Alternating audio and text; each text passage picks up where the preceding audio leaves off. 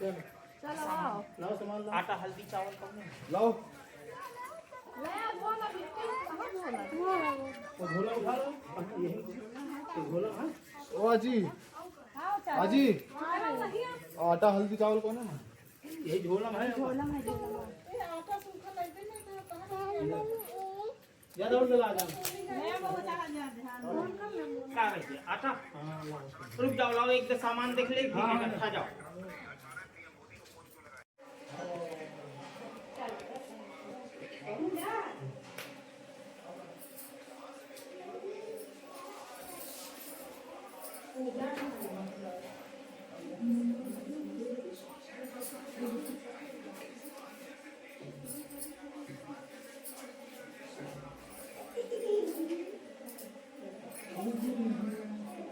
नहीं ले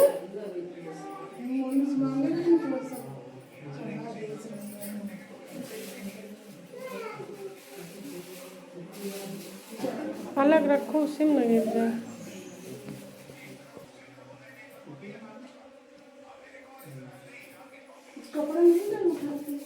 लाई है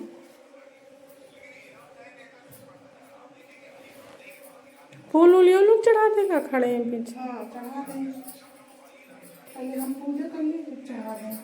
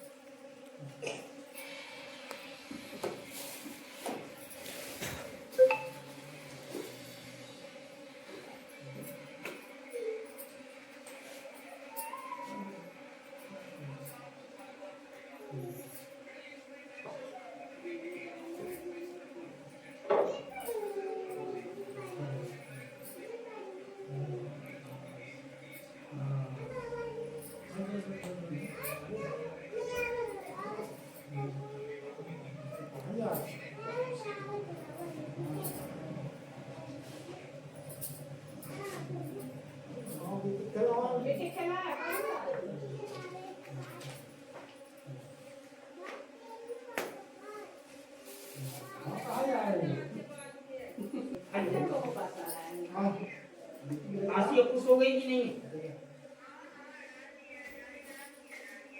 ठीक है, अच्छा ठीक है। अब सुनो सुनो, आसिया से बोल देना 500 रुपये तुमको दे देगी, 500 खुद ले लेगी, दोनों लोग आधे आधे बांट लीजिएगा। हैं? 700? हाँ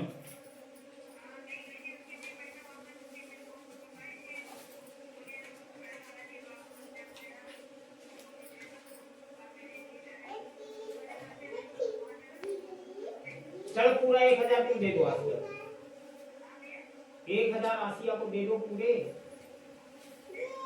हैं? हाँ पूरा दे दो आसिया को,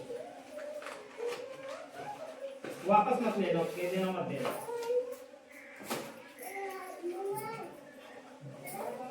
हैं?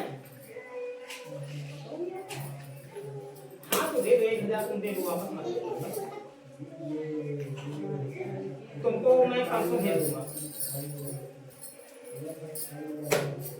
अच्छा ही परेशान किए हैं। हाँ हाँ देखो देखो नाउ देखो,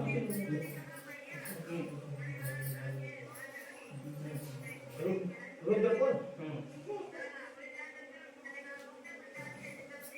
ठीक है ठीक है ठीक ठीक है।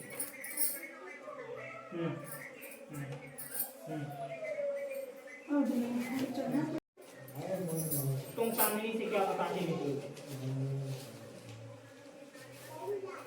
अच्छा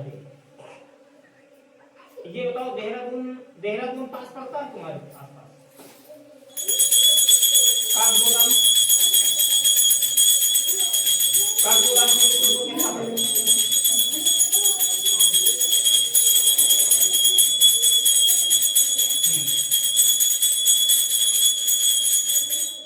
देखो काठ गोदाम, मेरी बात सुनो, काठ गोदाम के लिए सीधी हमारे फतेहपुर से ट्रेन है, मैं उसी से फिर आ जाता हूँ काठ गोदाम। ये थाली लाओ इधर पकड़ा दे। तो काठगोदाम से रुद्रपुर कितना पड़ेगा?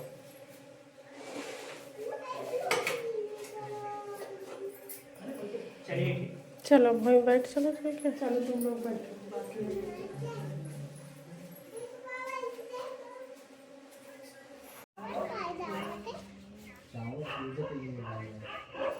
ठीक है ठीक है ठीक है ठीक है।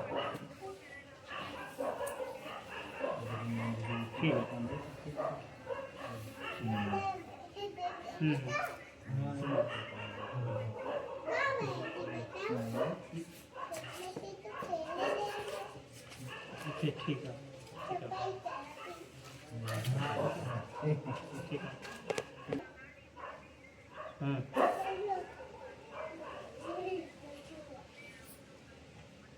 कथा हो जाए तो ये भी फतेहपुर फिर निकलना है, बेटा के मोबाइल पे रिचार्ज कराना है, मेरा भी आज से ख़त्म हो रहा है तो मेरे को अपने लिए भी करना है। हाँ जी हाँ बेटा वाले में कराना है मेरे। हाँ वो चलाता, फ़ोन पे चलाता, गूगल पे चलाता, वो सब चलाता। पीसी हल्दी है। हाँ जी हाँ उसमें है काले में।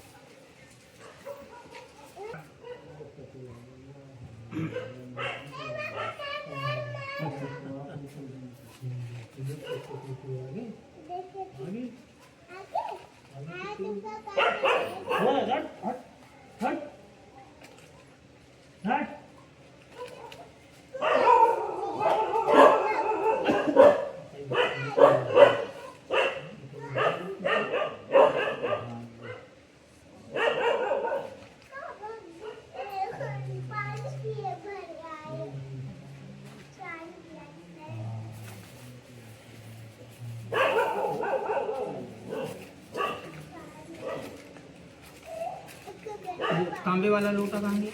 तांबे वाला लोटा कहाँ लगा? वो पूजा के लिए लिए हैं। पूजा का अच्छा ठीक है।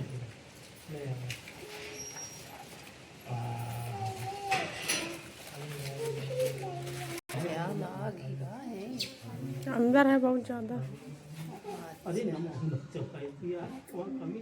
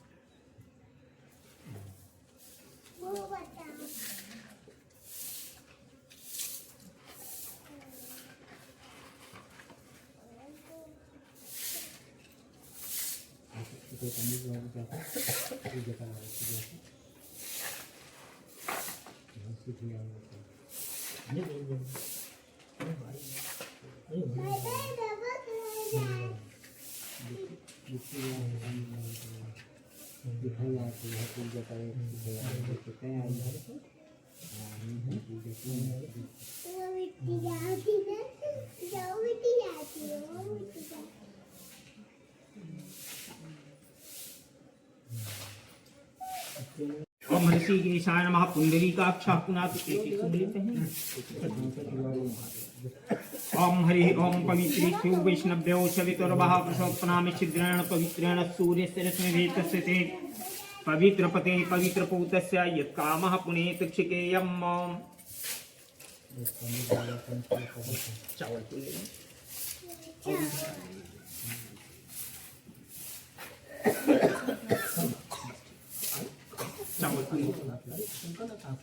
भगवान विष्णु जी का ध्यान करेंगे।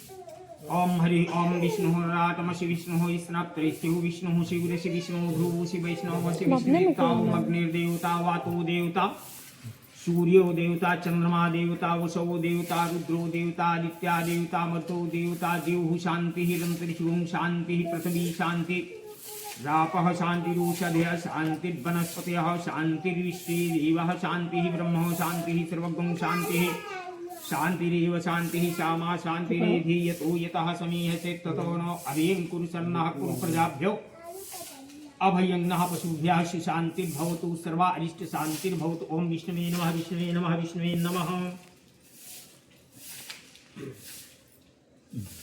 भगवान श्री गणेश जी महाराज का ध्यान करेंगे।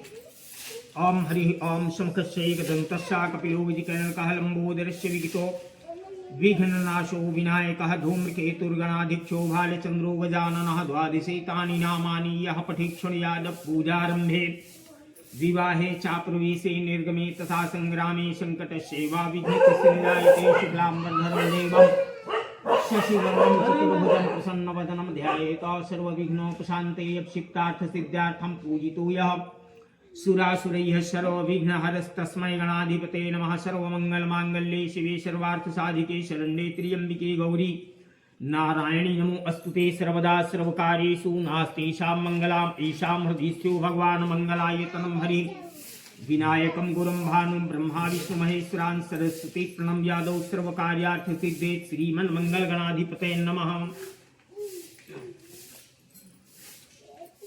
पृथ्वी माता का स्नान कराएंगे ऐसे करके 3 बार जल छिड़केंगे। हाथ लगा लीजिए इनके हाथ पे। ओम हरि ओम शिव नः पृथ्वी स्नान करें। ओम शिव नः पृथ्वी नो भरा निक्षुरो निवेशिनी यक्षाना शर्मा सप्रथा। ओम आधार शक्ति नमः धात्री नमः वसुंधराय नमः। पृथ्वी माता को चढ़ाएंगे। गंधद्वारां दुराधर सामनित्य पुष्टां करेशनीं ईश्वरी सर्वभूतानां ताम्योपहिये श्रियम्मां।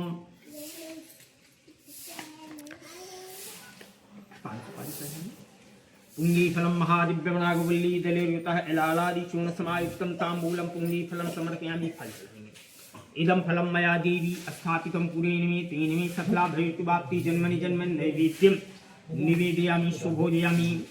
गौरी माता को स्नान कराएंगे। ओम हरि ओम श्रीश्रुते लक्ष्मीश्च पत्न्या बहुरार्तिक पार्श्वे नक्षत्राणि रूपं सर्वव्यासं सर्वलोकं मयि खाण सर्वलोकं मयि खाणाम्। ओम गौरी दिव्ये नमः महालक्ष्मी दिव्ये नमः दुर्गा दिव्ये नमः। स्नानं समर्पयामि। ये चढ़ाएंगे गौरी माता को। गंधद्वारां दुराधर सामनित्य पुष्टां करीशनीं श्री सर्वभूतानां ताम्योपहिये श्रियम्मां। पुंगीफलं महादिव्यं नागवल्ली दलेरुतः एलालादिचूर्णसमायुक्तं ताम्बूलं पुंगीफलं समर्पयामि। ये गौरी जी को चढ़ाएंगे। इदं फलं मया देवी स्थापितं पुरेण मे तेन मे सकला भवेत्वाप्ति जन्मनि जन्मनि नैवेद्यं निवेदयामि। कलश को स्नान कराएंगे। ओम हरि ओम गणानान्ता गणपतिं नवामहे प्रियाणान्ता प्रियपतिं नवामि निधिनान्ता निपतिवामहे। वशोमम् आहम जानि गर्भधमात्मं जासि गर्भधं श्रीखण्डं चन्दनं दिव्यं गन्धाढ्यं सुमनोहरं विलेपनं सुरश्रेष्ठं चन्दनं प्रतिगृह्यतां मम। बोल बोल बोल बोल बोल।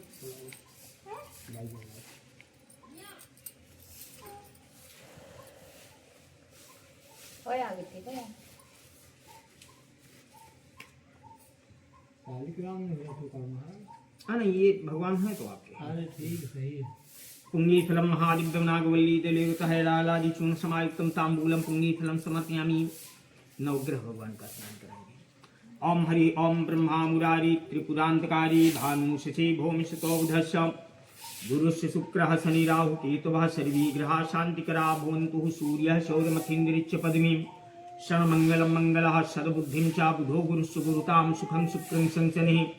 राहुर्बाहुबलं करोति शयतं केतुः कुलशून्यति नित्यं प्रीतकरा भवन्तु मम ते सर्वे अनुकूला ग्रहाः। एक एक फूल सभी ग्रहों में चढ़ाएंगे। 9 खाना बने हुए हैं ना, सब में एक एक रखेंगे।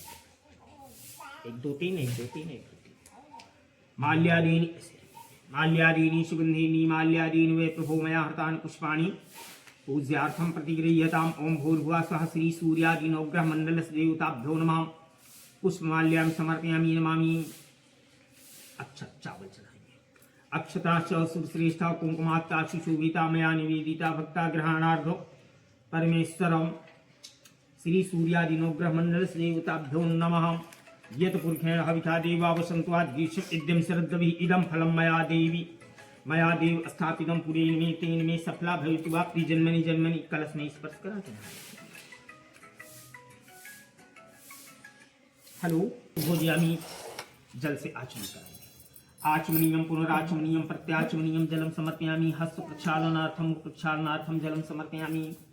बस आदित्य वसो रुद्रादित्य देवा मरुतन हत्तिलकंती प्रियक्षाम धर्म का मार्थ सिद्धेत।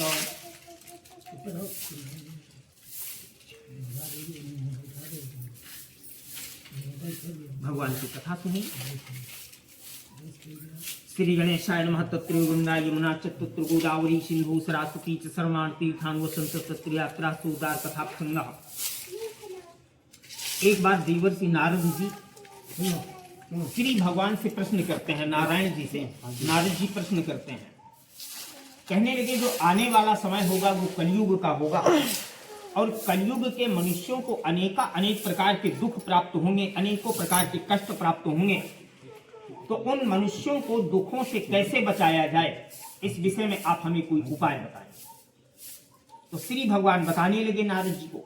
श्री भगवान कहने लगे कि सत्यनारायण साम्प्रतम संवै विधानतः, जो मनुष्य विधि पूर्वक श्रद्धा युक्त होकर के भगवान सत्यनारायण की इस व्रत को, इस पूजन को करेंगे, वो सभी प्रकार के दुखों से मुक्त हो जाएंगे, सभी प्रकार के दुखों से छूट जाएंगे। नारद जी ने कहा प्रभु व्रत तो आपने बताया भगवान सत्यनारायण का व्रत है, परंतु इस व्रत की करने की विधि क्या है, इसको कैसे करना चाहिए, कब करना चाहिए और इसके करने से करने वाले मनुष्यों को क्या फल प्राप्त होगा, उनको क्या लाभ मिलेगा। नारद जी ने कहा प्रभु संपूर्ण वृत्तांत तो आप विस्तार पूर्वक बता दीजिए। तो भगवान आज श्री भगवान ने कहा दुख शोकादि शमनम धन धान्य प्रवर्धनम सौभाग्य संतत्करम सर्वत्र विजय प्रदम। ये जो भगवान सत्यनारायण का व्रत है, ये सभी प्रकार के दुख शोक आदि कष्टों को नष्ट करके धन धान्य प्रवर्धनम, धन और धान्य को बढ़ाने वाला है। सौभाग्य संतत्करम, सौभाग्य और संतान को प्रदान करने वाला है। सर्वत्र विजय प्रदम, सभी क्षेत्रों में विजय को कराता है, सभी कार्यों में विजय प्रदान कराता है। जब चाहे जिस दिन अपने हृदय में भक्ति भाव श्रद्धा जागृत हो जाए, उस दिन भगवान सत्यनारायण की इस व्रत को, इस पूजन को करना चाहिए। भगवान को उत्तम उत्तम पदार्थों का प्रसाद अर्पण करना चाहिए। केला की फली, घी, दूध, गेहूं का आटा लेवें।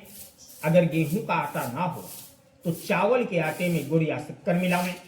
सवा पाव, सवा सेर, सवा मन, सवा पसेरी, जितनी अपनी श्रद्धा हो उतना प्रसाद भगवान को अर्पण करें और अपने भाई बंधुओं के सहित तो भगवान सत्यनारायण की इस अमृतमयी पावन कथा को सुनें। और जब ये कथा हो जाए उसके बाद जब प्रसाद लेकर के सब लोग अपने अपने घर को जाते हैं, तो रास्ते में भगवान के नाम का ध्यान करते हुए, भगवान के नाम का चिंतन करते हुए सभी लोगों को अपने अपने घर को जाना चाहिए। एवं कृते मनुष्याणाम, जो मनुष्य इस प्रकार से बताई गई इस विधि के अनुसार भगवान सत्यनारायण की इस व्रत को करेंगे, इस पूजन को करेंगे, वो सभी प्रकार के दुखों से मुक्त होकर के और अंत में भगवान नारायण के धाम को प्राप्त होगा। श्री भगवान ने कहा नारद जी, इस कलयुग में पृथ्वी पर दुखों से छूटने का सबसे सरल और सबसे छोटा यही उपाय है।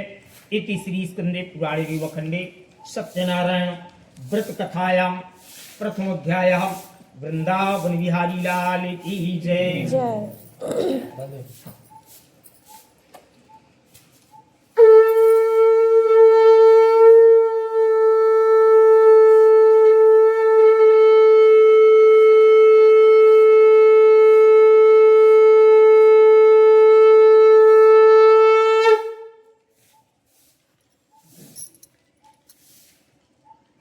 श्री गणेशाय नमः। तत्र गंगा यमुना च तत्र गोदावरी सिंधु सरस्वती च सर्वाणि तीर्थानि वसन्ति तत्र यात्रास्तु उदार कथा प्रसंगः।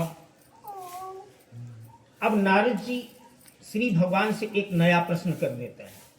नारद जी कहने लगे, अब आप प्रभु ये बताओ कि भगवान सत्यनारायण के इस व्रत को इस पृथ्वी पर सबसे पहले किसके द्वारा किया गया?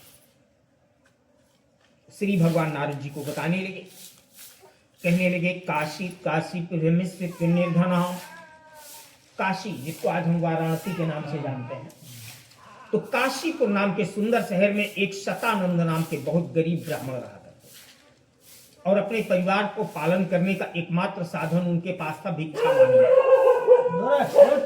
भिक्षा मांगते और भिक्षा मांगने में बहुत सारा धन भी प्राप्त हो जाता, लेकिन ब्राह्मण शतानंद के घर में अति दरिद्रता का वास था। मतलब धन चाहे जितना आ जाए, लेकिन कोई ना कोई ऐसा कारण बन जाता, सारा धन उसी दिन समाप्त हो जाता। ये अति दरिद्रता होती है। ब्राह्मण शतानंद इस बात को जानते थे कि हमारे घर में अति दरिद्रता का वास है, लेकिन इसका कोई निवारण नहीं जानते थे और इस बात से दुखी रहे। एक दिन भगवान ने कृपा की, ब्राह्मण शतानंद भिक्षा मांगने के लिए जा रहे थे, तो भगवान स्वयं वृद्ध ब्राह्मण मतलब बूढ़े ब्राह्मण का रूप धारण करते हैं, रास्ते मिल जाते हैं और पूछने लगते हैं, ब्राह्मण शतानंद तुम दुखी होकर के इस पृथ्वी पर क्यों घुमा करते हो? ब्राह्मण शतानंद ने कहा, प्रभु मैं जन्म से अत्यंत निर्धन हूं और भिक्षा मांग करके अपना जीवन यापन करता हूं और मेरे घर में अति दरिद्रता का वास है। धन चाहे जितना प्राप्त हो जाए, लेकिन कोई ना कोई ऐसा कारण बन जाता है, सारा धन उसी दिन समाप्त हो जाता है।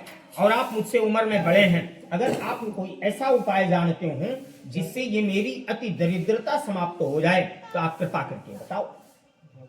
वृद्ध ब्राह्मण रूपधारी जो भगवान थे वो कहने लगे, ब्राह्मण शतानंद तुम भगवान सत्यनारायण के उत्तम रूप हो, इन्हीं के प्रसाद के प्रभाव से तुम्हारी सारी अति दरिद्रता समाप्त हो जाए।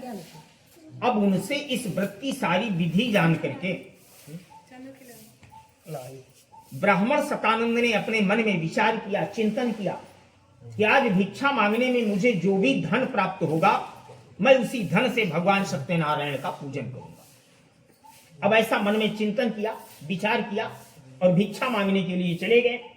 और उस दिन भगवत कृपा से, भगवान की कृपा से ब्राह्मण शतानंद को बहुत सारा धन प्राप्त हो गया और उसी धन से भगवान के पूजन के वास्ते संपूर्ण सामग्री इकट्ठी करके और सायंकाल मतलब शाम के समय में भगवान सत्यनारायण की इस व्रत को, इस पूजन को किया।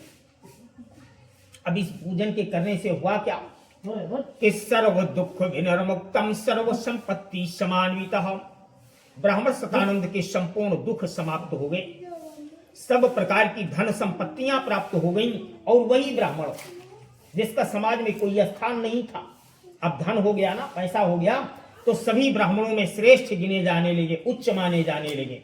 लेकिन उसी दिन से हर महीने में भगवान सत्यनारायण के इस पूजन को करते हैं। और जब अंत समय आ गया तो सर्व पाप विनिर्मुक्तम, सभी पापों से छूट करके ब्राह्मण शतानंद भगवान नारायण के धाम को प्राप्त हो गए। इतनी कथा हो गई। जब तो अब नारद जी फिर एक नया प्रश्न कर देते हैं श्री भगवान से। नारद जी कहने लगे, अब आप ये बताओ कि ब्राह्मण शतानंद के बाद यानी दूसरे नंबर पे भगवान सत्यनारायण की इस पूजन को किसके द्वारा किया गया? श्री भगवान बताने लगे नारद जी को, कहने लगे, एक दिन ब्राह्मण शतानंद जो है वो अपने घर में अपने भाई बंधुओं के सहित तो भगवान सत्यनारायण की पूजा करते हैं।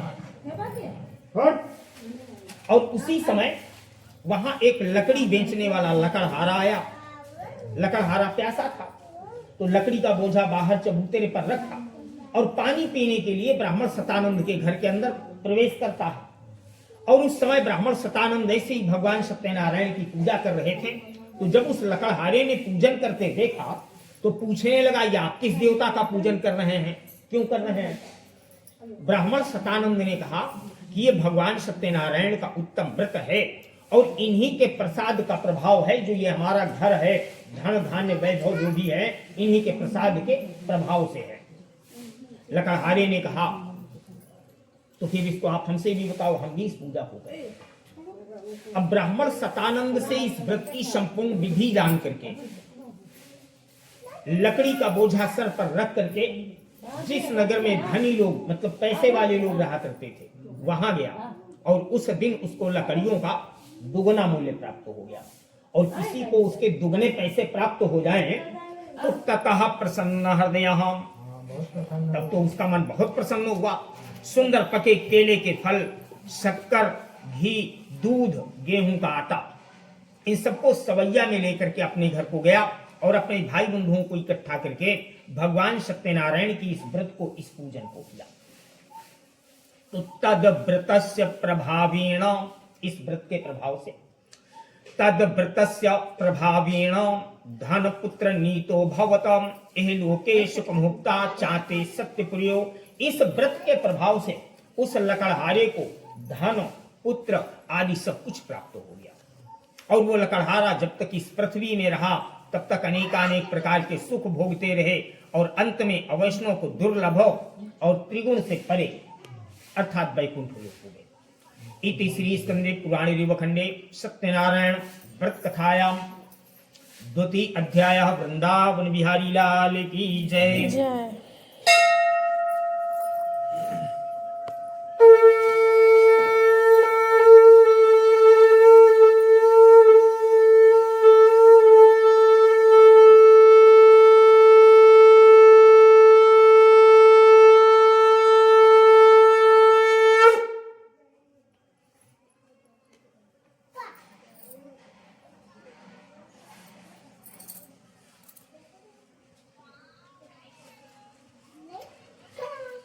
श्री गणेशाय नमः। तत्र गंगा यमुना च तत्र गोदावरी सिंधु सरस्वती च सर्वाणि तीर्थानि वसन्त तत्र यात्रास्तु उदार कथा प्रसंगः। अब नारद जी कोई प्रश्न नहीं कर रहे हैं श्री भगवान से। अब श्री भगवान अपने मन से आगे कथा बताने लगे। नारद जी कहने लगे, एक उल्कामुख नाम के राजा इस पृथ्वी पर हुए और वो उल्कामुख नाम के राजा एक दिन अपनी रानी को साथ लेकर के एक भद्रशिला नाम की नदी है, उस नदी के किनारे में भगवान सत्यनारायण की पूजा कर रहे थे। और उसी समय वहां एक साधु नाम का वैश्य व्यापार का कार्य करने के लिए नाव से उसी नदी से जा रहे थे। अब राजा को जब पूजन करते देखा उस बनिया ने तो उसको बड़ा आश्चर्य हुआ। उसने नाव किनारे पर खड़ी की, राजा साहब के पास गए, कहने लगे, अरे बताओ, आप तो राजा हैं, आपके पास में इतना बड़ा राज्य धन आदि सब कुछ है और आप इस निर्जन जंगल में रानी के सहित किस देवता का पूजन क्यों कर रहे हैं? राजा ने कहा, साधु से हमारे पास में कोई संतान नहीं है और हम संतान की प्राप्ति की इच्छा से, संतान की प्राप्ति की आकांक्षा से भगवान सत्यनारायण का पूजन कर। साधु नाम के वैश्य ने राजा से कहा कि संतान तो हमारे पास भी नहीं है और अगर इस पूजन से आपको संतान की प्राप्ति हो सकती है तो इस पूजन से हमें भी संतान की प्राप्ति अवश्य होगी। ये मन में उसके दृढ़ विश्वास हो गया। तो साधु बनिया ने कहा, इस पूजन का सारा विधान हमको बताओ, हम भी इस पूजा को करेंगे, लेकिन करेंगे तब जब हमको संतान हो जाएगी तब। अब राजा से इस व्रत की सारी विधि जान करके व्यापार के कार्य से निवृत्त होकर के लौट करके जब अपने घर आए तो अपनी पत्नी, जिनका नाम लीलावती था, अपनी पत्नी लीलावती को बताया कि हमने एक व्रत देखा है जो कि संतान को प्रदान करने वाला है। अगर हमको कोई संतान हो जाएगी तो हम भी इस पूजन को करेंगे। और ईश्वर कृपा देखिए, 10वें मास तस्यः कन्या रत्न जायतम, 10वें महीने में उनके यहाँ एक सुंदर कन्या रत्न का जन्म हुआ। और वो कन्या दिने दिने मतलब रोज रोज, दिने दिने सा वृद्धे, वृद्धे माने बढ़ना, तो दिने दिने सा वृद्धे शुक्ल पक्षे यथा शशि, दो ही पक्ष होते हैं, शुक्ल पक्ष और कृष्ण पक्ष। और यथा शशि मतलब चंद्रमा की भांति, शशि माने चंद्रमा। तो दिने दिने सा वृद्धे शुक्ल पक्षे यथा शशि, वो बालिका अपने पिता के घर रोज रोज मतलब प्रतिदिन शुक्ल पक्ष का जैसे चंद्रमा रोज बढ़ता है ऐसे ही चंद्रमा की भांति प्रतिदिन कला कला बढ़ने लगी। अमावस्या के बाद से पूर्णिमा तक चंद्रमा रोज बढ़ता है, तो चंद्रमा की भांति वो कन्या रोज कला कला बढ़ रही थी। अब ब्राह्मणों को बुलाया गया नामकरण करने के लिए कि इस बालिका का नाम क्या रखा जाए। तो ब्राह्मणों ने जब उस बालिका का ऐसा अद्भुत रूप और स्वरूप देखे गुण देखे कि चंद्रमा की भांति कला कला बढ़ रही है, तो उन्होंने कहा नामना कलावती चेती तन नामकरणम कृतम। कहने लगे इस बालिका का नाम कलावती होगा, क्योंकि चंद्रमा की भांति कला कला बढ़ रही है, इस वजह से उस बालिका का जो नामकरण किया गया वो उसके गुणों के अनुरूप कलावती किया गया। ठीक है। अब एक दिन लीलावती ने अपने पति को याद दिलाई। अगर पति कोई बात भूल जाए तो पत्नी का ये धर्म बनता है याद दिलाना। तो एक दिन लीलावती ने अपने पति से कहा कि आपने पहले व्रत करने का संकल्प लिया था, अब हमको संतान हो गई, अब आप उस पूजा को पूरा कर दीजिए। और तब नावों के द्वारा व्यापार हुआ करता था, ये आधुनिक साधन नहीं थे। तो बनिया ने अपनी पत्नी को समझाना शुरू कर दिए। कहने लगे देखो, बहुत इतने दिन शादी का हो गया, इसके बाद बहुत दिनों के बाद इस कन्या का जन्म हुआ, तो नगर वासियों ने कहा सेठ जी ये भी होना चाहिए, वो भी होना चाहिए। तो हमने छठी बरहों इत्यादि में अनेक प्रकार के कार्यक्रम इसके बालिका के जन्मोत्सव में आयोजित कराए। और अभी सारे रिश्तेदार जन्मोत्सव में आए थे और सारे रिश्तेदार दूर दूर के देशों में फिर व्यापार करने के लिए चले गए। मान लीजिए पैसा भी खत्म हो गया हमारे पास, और मान लीजिए हम कहीं से व्यवस्था करके अगर इस पूजन को करते हैं तो कोई रिश्तेदार नहीं आएंगे अपने, अच्छा नहीं लगेगा। तो अब हमारा विचार ये बनता है, साधु वैश्य ने कहा कि जब हम इस बालिका का विवाह करेंगे, विवाह के समय में सब लोग उपस्थित रहेंगे, उस समय में इस पूजा को कर देंगे, विवाह की शोभा बढ़ जाएगी। ऐसा अपनी पत्नी को समझाया और व्यापार का कार्य करने के लिए चले गए दूसरे देश। अब समय बीतता रहा, समय अनुसार जब कन्या विवाह योग्य हो गई तो साध बनिया ने दूत लोगों को बुलाया। कहने लगे देखो, हमारी बालिका के हित कोई अच्छा बालक विचार करके ले आओ। दूत लोगों ने कहा साधु वैश्य से कि आपने विचारने की बात कही है, तो ये बताओ हमें क्या क्या विशेषताएं देखनी है उस बालक में। तो साधु बनिया ने कहा देखो, हमारे एक कन्या है, इसलिए कोई ऐसा बालक ढूंढ करके लाओ जो हमारे घर पे रहे। दूसरा, हमारे यहाँ व्यापार का कार्य होता है तो वो बालक व्यापार के कार्यों में निपुण हो, दक्ष हो, ऐसा बालक ढूंढ करके लाओ। अब दूत लोग वहां से चले। अब पहुंचते कहां है? कांचन नगर, जिसको वर्तमान में आज हम कलकत्ता के नाम से जानते हैं। इस शहर का प्राचीन नाम जो हमारे पुराणों में वर्णित है वो कांचन नगर है। अब कांचन नगर यानी कलकत्ता पहुंचे और वहां शुभ समझ करके एक वैश्य पुत्र को ले आए। गुणवान और सुंदर देख करके बड़ी प्रसन्नता के साथ में साधु बनिया ने अपनी कन्या का यथाविधि विवाह आदि कार्य संपन्न किए। लेकिन अभाग्य के वशीभूत होकर के भगवान सत्यनारायण की इस पूजन को करना बनिया जो है विवाह के समय में भूल गए। अब विवाह में भी बहुत सारा पैसा खर्चा हो गया। अब एक दिन जब थोड़ा समय और बीत गया तो एक दिन साधु बनिया ने अपने दामाद से कहा कि अब हमको व्यापार के लिए चलना चाहिए। तो अलग अलग नावों पर बहुत सारी व्यापारिक वस्तुएं, जो गृह उपयोगी वस्तुएं होती हैं, उनको भर करके अब पहुंचते कहाँ हैं? समुद्र के किनारे अति रमणीक नगर, मतलब बहुत सुंदर शहर रत्नसारपुर, जिसको वर्तमान में आज हम बंबई के नाम से जानते हैं। तो रत्नसारपुर अर्थात बंबई पहुंच गए और वहां अपना व्यापार का कार्य प्रारंभ कर दिए। और उस समय जो वहां राजा राज्य करते थे उनका नाम राजा चंद्रकेतु था। भ्रष्ट प्रतिज्ञा मालोक्यम शापम तस्मै प्रदत्तमान। उस बनिया की प्रतिज्ञा को भ्रष्ट देख करके भगवान श्राप दे देते हैं। अब जब श्राप देते हैं तो होता क्या है? एकस्मिन दिवसे राज्यो धर्मदाय तस्करः, तस्कर माने चोर। भगवान की प्रेरणा है, भगवान की इच्छा है, दो मायावी चोर राजा चंद्रकेतु के राजकोष में खजाने में जाते हैं और धन चोरी करते हैं। जाते समय किसी ने नहीं देखा, धन चोरी करते समय किसी ने नहीं देखा, लेकिन जब धन लेकर के चोर काफी दूर निकल गए तब राजा के पहरेदारों ने देखा यार चोरी हो गई। अब राजा के सिपाही दोनों चोरों का पीछा कर लेते हैं, लेकिन अंतर बहुत है।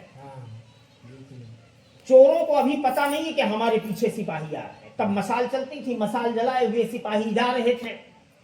अब चोर पहुंचते कहां हैं? दिन को दोनों बनियों ने व्यापार का कार्य किए थे, रात्रि को निद्रा देवी की गोद में समाहित थे, मतलब सो रहे थे दोनों बनिया। उस जगह पे दोनों चोर पहुंचते हैं। अब पहुंचने के बाद चोर ऐसे पीछे मुड़ के अपने देखते हैं, जैसे देखते हैं कि मशाल जलाए हुए राजा के सिपाही आ रहे हैं, चूंकि चोर अंधेरे में है तो अंधेरे वाला आदमी उजाले वाले को देख लेगा, है ना। अब जब राजा के सिपाहियों को आता हुआ देखा तो दोनों चोर डर जाते हैं और धन को दोनों सोते हुए बनियों के पास में रख देते हैं, चोर भाग जाते हैं।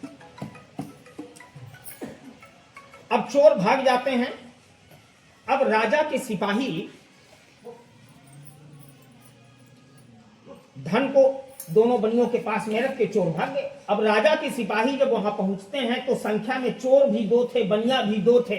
राजा के सिपाही रुक गए, कहने लगे रुको, ये चोरी का धन रखा हुआ है। अरे कहेंगे यही तो चोर है। एक ने कहा नहीं ये चोर हैं, तो दूसरे सिपाही ने कहा नहीं सो नहीं रहे, ये धन को अपने बगल में रख के सोने का नाटक कर रहे हैं। कि दौड़ते हुए राजा के सिपाही सोचे पहले से सो रहे हैं तो राजा के सिपाही दौड़ते हुए आगे निकल जाएंगे धुन में, तो ये धन लेकर के पीछे वाली गली से निकल जाएंगे। कहें ऐसे थोड़ी हम बेवकूफ हैं, ऐसे थोड़ी हमको राजा ने सिपाही बना दिया। बोले ना यही चोर हैं। अब सोते हुए बनियों को बेचारों को कुछ पता नहीं था, जबरदस्ती उनको जगाया, कहने लगे चोरी करके आए। बनियों ने कहा नहीं हम चोर नहीं है, हम बनिया हैं, हम व्यापारी हैं। राजा के सिपाहियों ने कहा कुछ नहीं, धन उठाओ चलो, कुछ सुनना नहीं है, जो भी फैसला करना है वो तो राजा साहब को करना है, हम तो सिपाही हैं, हमसे क्या लेना देना, चलो धन उठाओ। अब जो व्यापार के लिए बनिया लाए थे उसको भी बंधवा लिए, जो चोरी वाला था उसको भी बंधवा लिए, ले गए, रात में बंद कर रखा। अब प्रातः काल जब राजा का राज दरबार लगा तो सिपाहियों ने धन के सहित दोनों बनियों को लेकर के महाराज के सामने पहुंचे और कहने लगे महाराज आज रात में हम अपने पहरे में थे और इन दोनों ने आपका धन चोरी किया, हमने इनका पीछा किया और पीछा करके हम धन के सहित पकड़ करके लाए हैं, इनके पास से धन बरामद हो रहा है।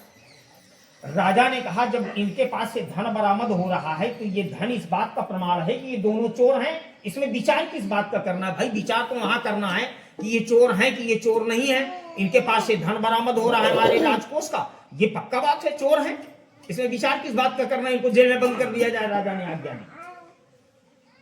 बनियों ने हाथ जोड़े, कहने लगे महाराज हम चोर नहीं है, बनिया है, व्यापारी हैं, आपके राज्य में आपके नगर में हम आए, हमसे भगवान की कसम ले लीजिए।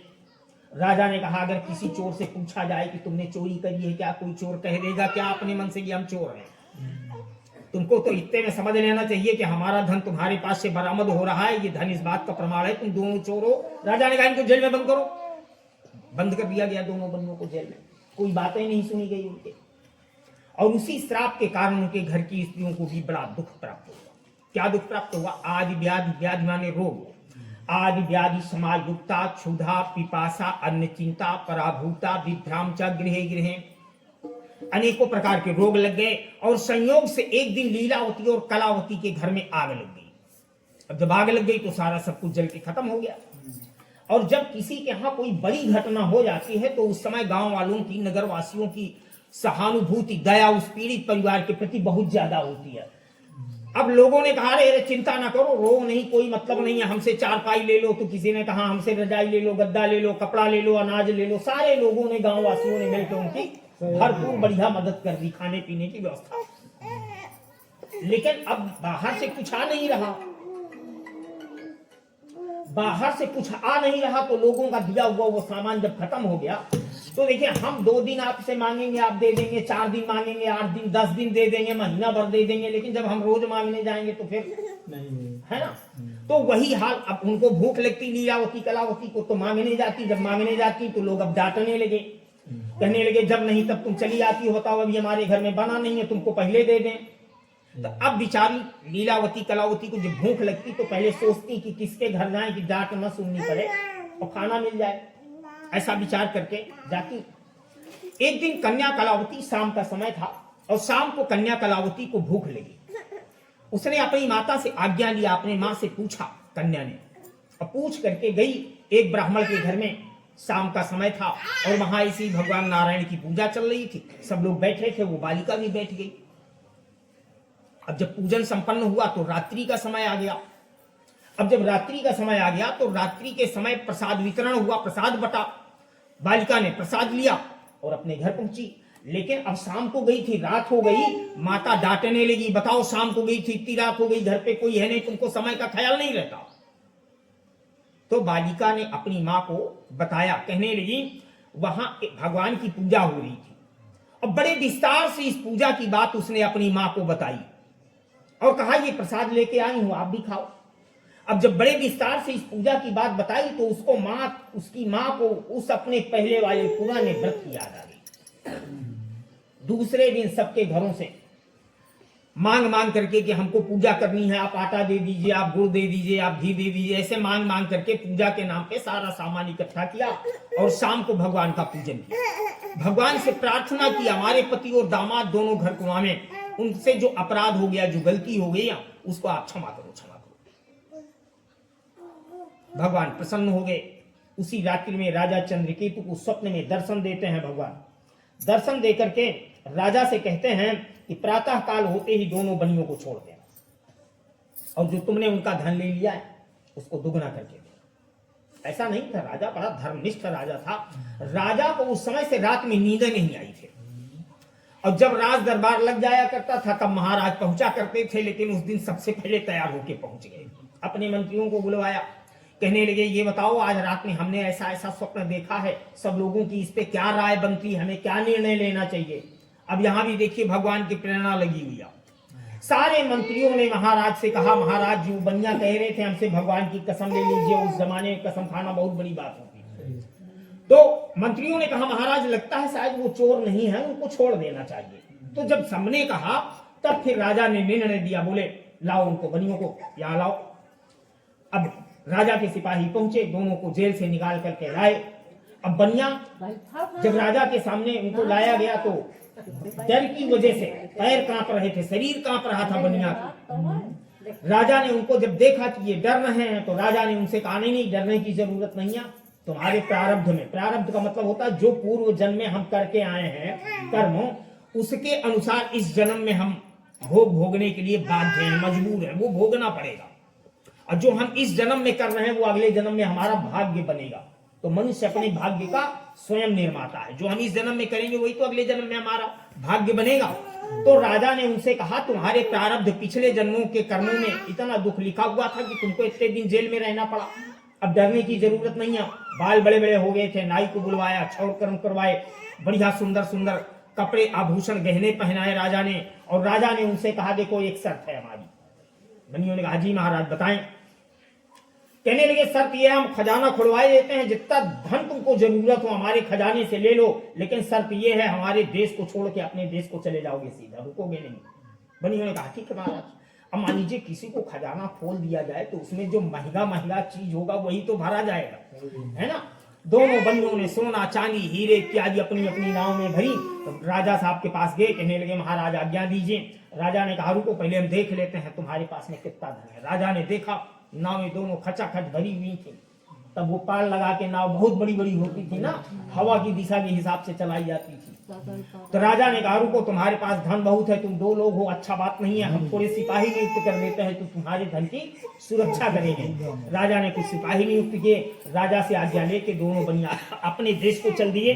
इति श्री स्कंदे पुराणे रेवखंडे सत्यनारायण व्रत कथायाम तृतीय अध्याय वृंदावन बिहारी लाल की जय हो। समर्पित करेंगे भगवान।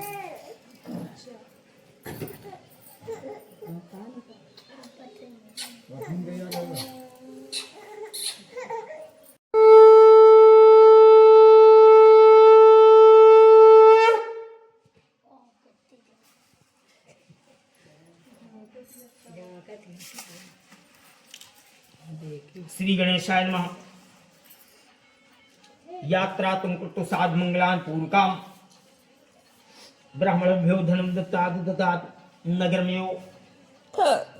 उन बनियों ने मंगल विधान पूर्वक यात्रा शुरू की। मतलब ऐसे ही नाव खोली गई, नाव किनारे किनारे चल रही है। अभी भगवान भी सोच रहे हैं कि अब इनके मन का भाव देखते हैं, इनके मन के अंदर हमारे प्रति क्या चल रहा है। देखिए ऐसा होता है हम आपसे बोल तो बड़े प्रेम से रहे लेकिन पता नहीं भीतर से हमको गुस्सा आ रही हो, है ना। तो अंदर का भाव तो नहीं समझ में आएगा ना। हम आपसे बड़ा मीठा मीठा सा बात कर रहे हैं लेकिन अंदर से गुस्सा आ रहे हैं, तो भाव भी अलग अलग होते हैं ना। तो भगवान ने सोचा देखें इनको जेल से छुड़ा दिए, इतना धन दिला दिए, अब इनके अंदर हमारे प्रति क्या भाव चल रहा है, है कि नहीं। हाँ भाव है कि नहीं। जैसे मान लीजिए हम किसी के यहाँ पहुंचे तो हमारे यजमान को बड़ी प्रसन्नता हुई, अरे अरे पंडित जी आए हैं भैया, अरे चाय बनाओ, हैं। और मान लीजिए हम किसी के यहाँ पहुंचे दूसरे यजमान के यहाँ, क्या बताएं, पंडित जी हैं आ गए हैं, चाय तो पिलाना ही पड़ेगा।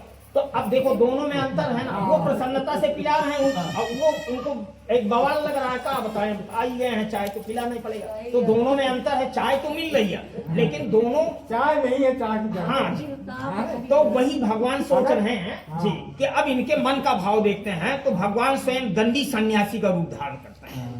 दंडी सन्यासियों को आपने देखा होगा, उनका जो डंडा होता है वो एक सफेद कपड़े में भरे रहते हैं, वो दंडी सन्यासी होते हैं। और दंडी सन्यासियों के नियम होते हैं, वो कभी अग्नि का स्पर्श नहीं करते हैं। रुपया पैसा सोना चांदी जो धन में आता है, धन का स्पर्श नहीं करते। ये सन्यासी दंडी सन्यासियों के नियम है, बहुत सख्त नियम है।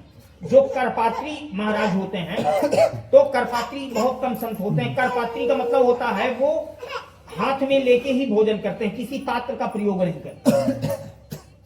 अब दंडी महाराज का स्वरूप धारण करते हैं और किनारे किनारे नाव चल रही है, किनारे किनारे दंडी महाराज चल रहे हैं और पानी में आवाज कई किलोमीटर दूर तक जाती है।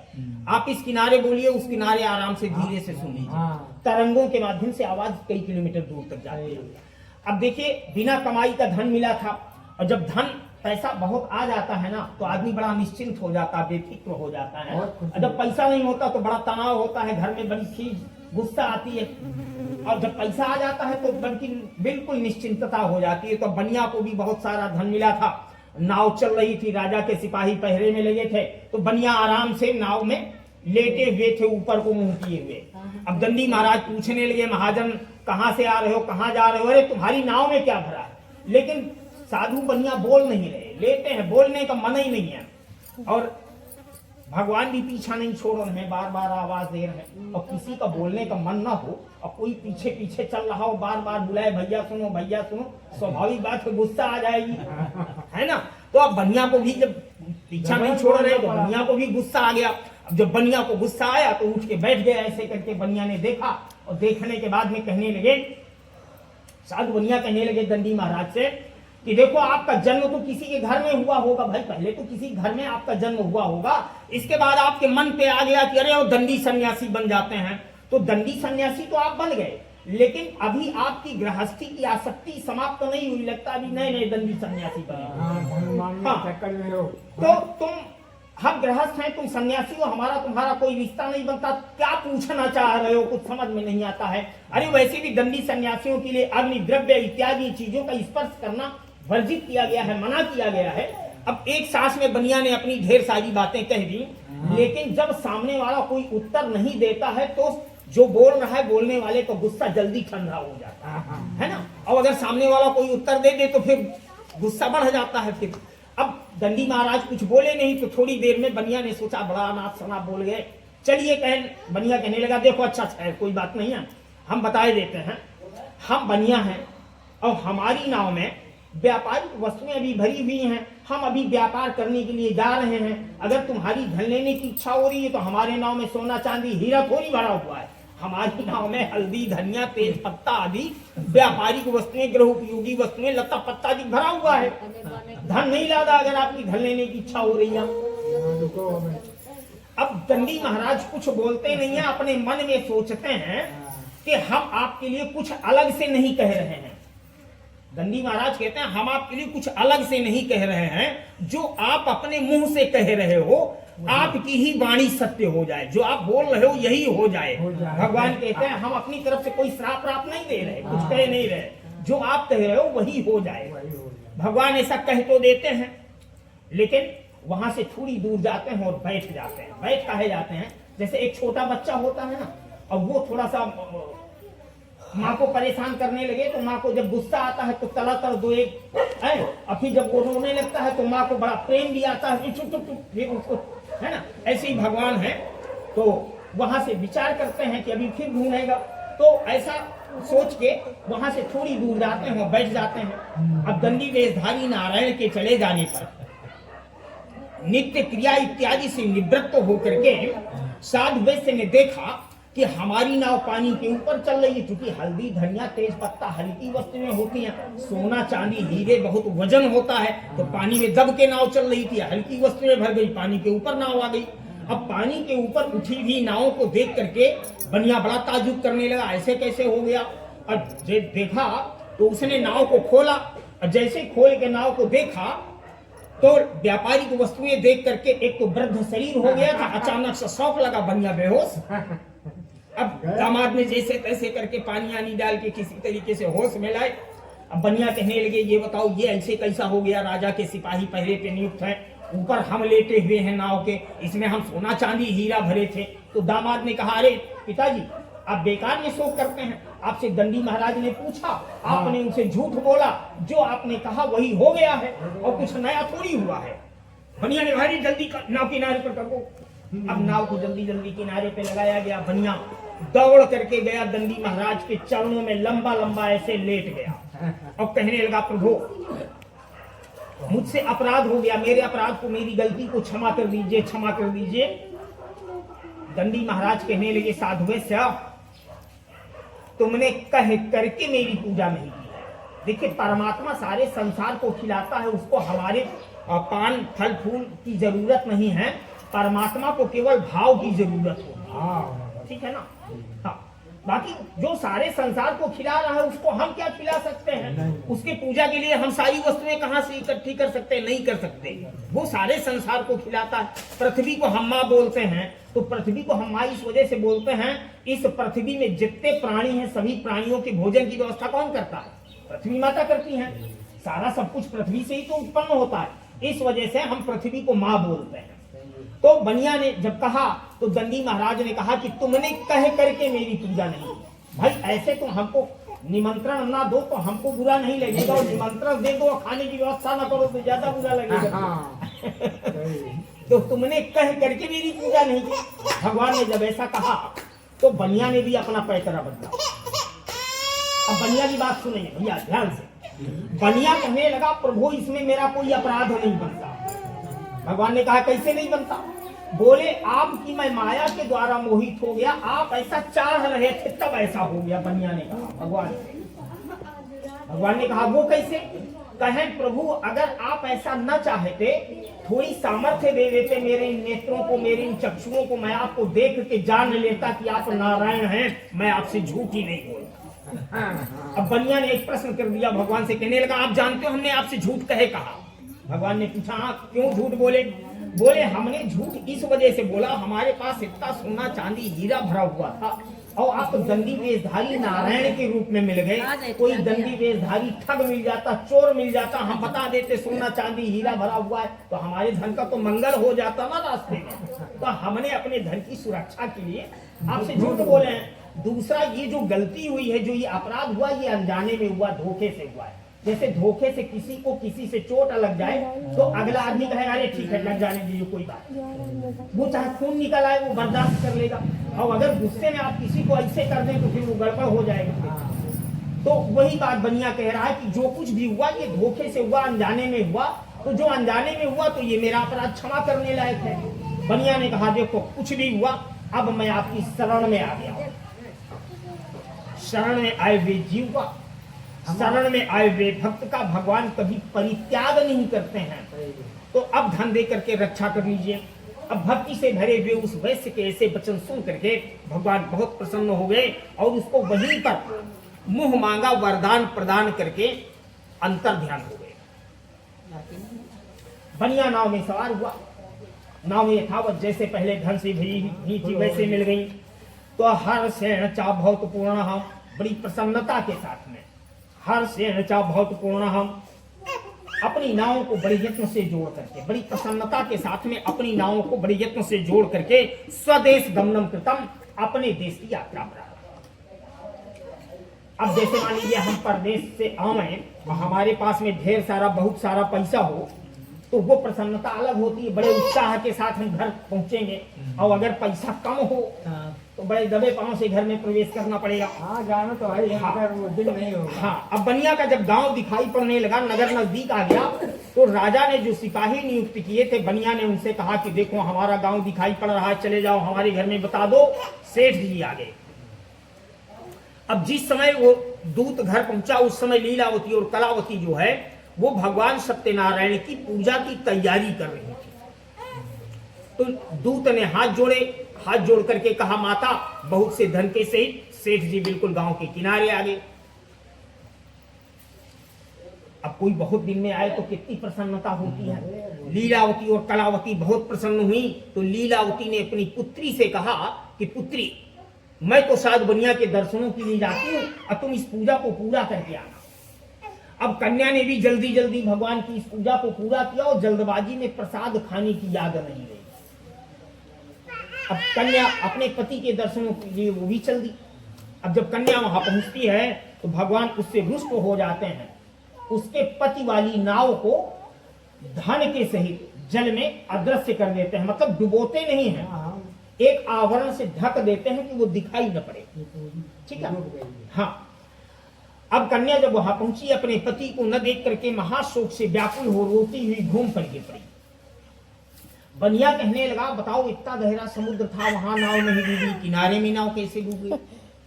अब लीलावती अपनी कन्या को गोद में लेकर रोने लगी। कलावती कन्या ने कहा कि देखो, जब तक माँ बाप है तब तक तो ठीक, इसके अलावा मेरे परिवार में कोई है नहीं, तो मैं किसके सहारे रहूंगी, कोई संतान भी नहीं है मेरे पास। इससे अच्छा है मैं अपने पति की चरण पादुकाएं खड़ाऊं लेकर के इस जल में समाधि ले।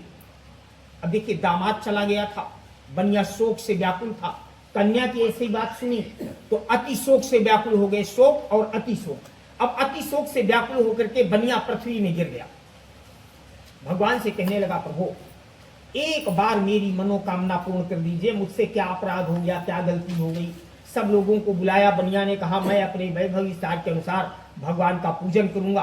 सबको इकट्ठा कर अपने मन की बात कही और दंडाकार, मतलब लंबे लंबे जमीन में लेट करके भगवान को बारंबार प्रणाम किया। भगवान का एक नाम भक्त वत्सल है। भक्तों के ऊपर बड़ा वात्सल्य, वात्सल्य माने प्रेम, भक्तों के ऊपर बड़ा प्रेम रखते हैं। भक्त वत्सल भगवान प्रसन्न हुए। उसी समय आकाशवाणी हुई, मेरे प्रसाद को छोड़ करके तुम्हारी कन्या चली आई। अब कन्या ने जैसे सुना बहुत जल्दी घर गई, प्रसाद प्राप्त करके वहां आई, अपने सुंदर पति के दर्शनों को प्राप्त। अब कन्या कलावती अपने माता पिता से कहने लगी, अब आप घर को चलिए, देर क्यों करते हैं। बनिया प्रसन्न हो गया। धन जन, मतलब जितने लोग थे, धन जन सहित अपने निवास स्थान को गए। आगे हर पूर्णमासी, हर संक्रांति को सत्यनारायण भगवान का पूजन नियम पूर्वक करते रहे और जब तक इस पृथ्वी में रहे तब तक अनेकानेक प्रकार के सुख भोगते रहे और अंत में अवैष्णव को दुर्लभ और त्रिगुण से परे यानी वैकुंठ लोक को। इति श्री स्कंदे पुराणे रेवखंडे सत्यनारायण व्रत कथायाम चतुर्थ अध्याय वृंदावन बिहारी लाल की जय।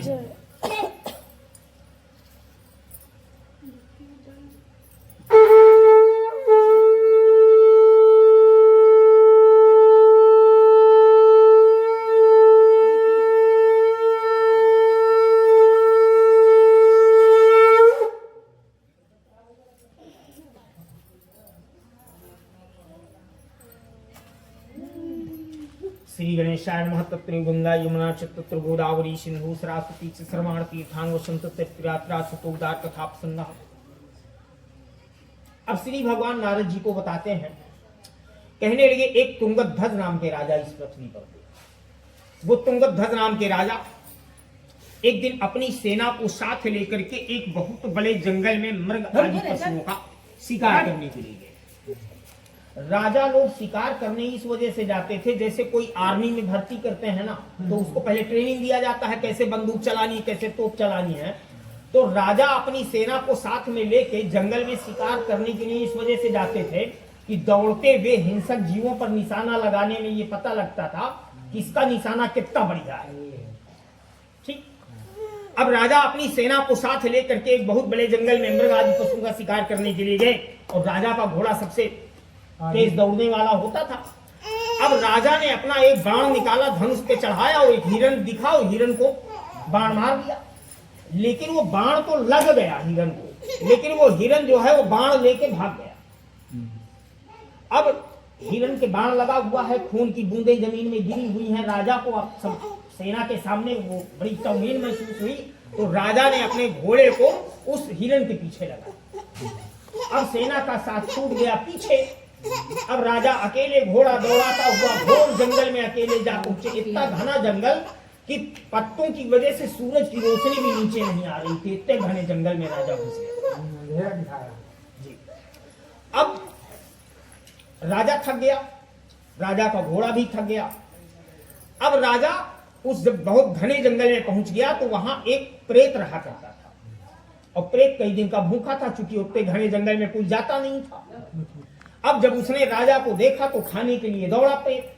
राजा ने उस प्रेत से कहा, अरे रुको, तुम हमको मत खाओ, हम राजा हैं, तुम हमारे साथ चलो, हम तुमको अच्छा अच्छा भोजन करावेंगे, और अगर तुम्हारी इच्छा होगी तो हम तुमको इस योनि से मुक्त करने का उपाय भी करेंगे, और अगर तुमको इसी योनि में आनंद है तो इसी योनि में रहना, कोई बात नहीं है। अब मान लो थोड़ी देर के लिए तुम हमको खा लेते हो तो तुम्हारी अभी की क्षुधा जो भूख है वो शांत हो जाएगी, फिर भूखे प्यासे इस जंगल में पड़े रहोगे। प्रेत ने भी सोचा ये अच्छी बात है। प्रेत ने कहा हाँ ठीक है, हम चलेंगे। अब उस समय राजा ने अपने प्राण बचाने के लिए ऐसा समझौता उस प्रेत से कर लिए, और जब उस घने जंगल से निकल के कुछ बाहर आए और थोड़ा सा लोग दिखने लगे, मिलने जुलने लगे, तो राजा को थोड़ा सा बल मिला। अब राजा ने उस प्रेत से कहा कि भाई देखो, तुम हमारे यहाँ चलोगे तो, परंतु हम मनुष्य हैं, तुम प्रेत हो, कोई विघ्न बाधा तुम उपस्थित करोगे। प्रेत ने कहा नहीं नहीं, आज से आप हमारे मित्र हो गए, हम आपके मित्र हो गए। मित्रता का मतलब होता है बराबर का व्यवहार। मित्रता में न कोई धनी होता है, न कोई निर्धन होता है, न कोई छोटा होता है, न बड़ा, बराबर। जैसे कृष्ण और सुदामा, तो ऐसा दोनों में समझौता हुआ, अनुबंध हुआ। अब ऐसा अनुबंध दोनों में हुआ, समझौता हुआ, दोनों चले। आगत्य बट मूलम चा दृष्टा सत्य से पूजनम। आगे चल करके राजा ने देखा एक वट वृक्ष, मतलब ऐसे बरगद का बहुत बड़ा विशाल वृक्ष था। उसके नीचे कुछ ग्वाल लोग भगवान सत्यनारायण की पूजा कर रहे थे, और गर्मी में वट वृक्ष बरगद की छाया बहुत सुंदर होती है, शीतल होती है। अब राजा भी थका हुआ था। राजा ने अपना अश्व मतलब घोड़ा खड़ा कर दिए, विश्राम करने लगे। अब प्रेत तो प्रेत था, उससे इन सामाजिक नियमों से क्या लेना देना था। वो प्रेत उसी बरगद के पेड़ के ऊपर चढ़ करके बैठ गया। अब राजा ने देखा तो कि ग्वाल लोग भगवान नारायण का पूजन कर रहे हैं, लेकिन राजा के अंदर थोड़ा अहंकार आ गया। हम राजा हैं, ये हमारी प्रजा है। तो राजा न तो पूजा के पास गए, मतलब जाने में तौहीन महसूस कर रहे थे। अब नहीं गए तो न जाते, लेकिन कम से कम हाथ जोड़ के दूर से तो प्रणाम करते। लेकिन राजा ने हाथ जोड़ के प्रणाम करना भी उचित नहीं समझा, बैठ गए अपना।